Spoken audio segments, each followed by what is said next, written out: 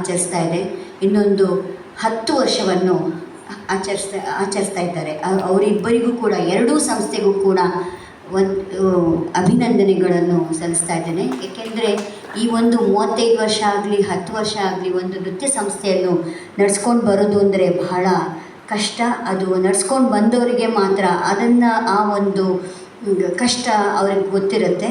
ಅದರಿಂದ first of all I will congratulate both the dance institution for their stepping into the 35th year and as well as the 10th anniversary celebrations.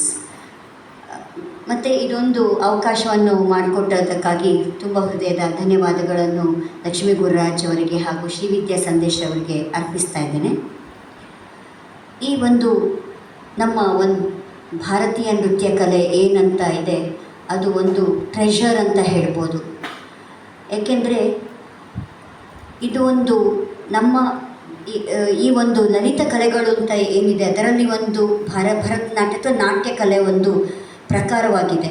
ಈ ನಾಟ್ಯ ಕಲೆಯನ್ನೇ ತಗೊಂಡ್ರೆ ನಾವು ಇಲ್ಲಿ ನಮಗೆ ಪ್ರಚಲಿತ ಇರುವಂಥದ್ದು ಭರತನಾಟ್ಯ.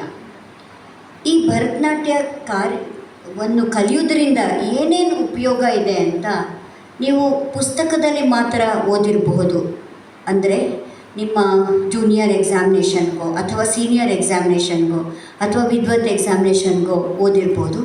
ಆದರೆ ಇದು ಒಂದು ವ್ಯಕ್ತಿತ್ವವನ್ನು ರೂಪಿಸುವಂತಹ ಒಂದು ಕಲೆಯಾಗಿದೆ. What we call it as total personality development of the human being. ಇದರಲ್ಲಿ ಯಾಕೆ ಅಷ್ಟೊಂದು ಅಂತಂದರೆ, ಬೇರೆ ಒಂದು ಯಾವುದೇ ಒಂದು ಆರ್ಟ್ ಫಾರ್ಮ್ ತೊಗೊಂಡ್ರೆ, ಇವಾಗ ಚಿತ್ರಕಲೆನೇ ತಗೊಳ್ಳೋಣ. ಚಿತ್ರಕಲೆ ತಗೊಳ್ಬೇಕಾದ್ರೆ ಅದರಲ್ಲಿ ಏನು ಬೇಕು, ನಾವು ಆ ಚಿತ್ರವನ್ನು ಬರೆಯುವಂಥದ್ದಾಗಲಿ ಅಥವಾ ಅದಕ್ಕೆ ಬಣ್ಣ ತುಂಬುವಂಥದ್ದಾಗಲಿ ಅದಷ್ಟು ಕೆಲಸವನ್ನು ಅಥವಾ ಅದ್ರ ಬಗ್ಗೆ ಯೋಚನೆ ಮಾಡ್ತಾ ಇರ್ತೀವಿ. ಇದರಲ್ಲಿ ಹಾಗಲ್ಲ.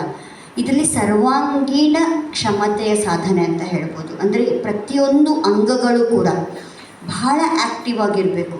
ಪ್ರತಿಯೊಂದು ಅಂಗಗಳು, ಇವಾಗ ನಾವು ಮೈಂಡಿಗೆ ಹೇಳ್ತೇವೆ presence of mind is required ಅಂತ. ಅಂದ್ರೇನು, ಸಮಯ ಪ್ರಜ್ಞೆ ಅನ್ನೋದು ಇಂಪಾರ್ಟೆಂಟ್ ಅಂತ. But not only for that,